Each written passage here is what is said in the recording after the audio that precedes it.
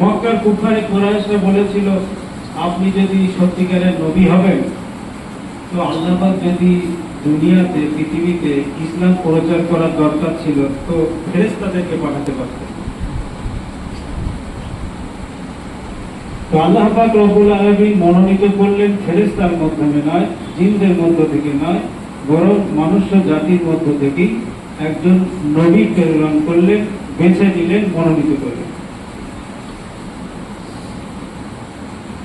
এইটা কেমন নিয়ামত, কেমন ফজল!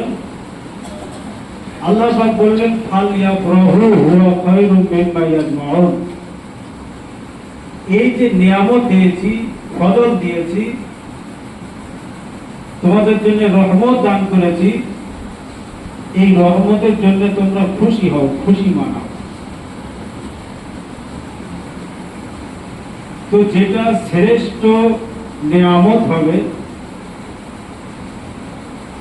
শুধু যে সময় রসুল এসেছেন এই সময় থেকে নয়, ইতিহাসবিদগণ অনেক ইতিহাসে আল্লাহ নবী সাল্লাল্লাহু আলাইহি ওয়াসাল্লামের 1000 বছর আগে থেকেও তারা নবী পাককে চেয়েছেন, নবীর উম্মত হবেন বলে।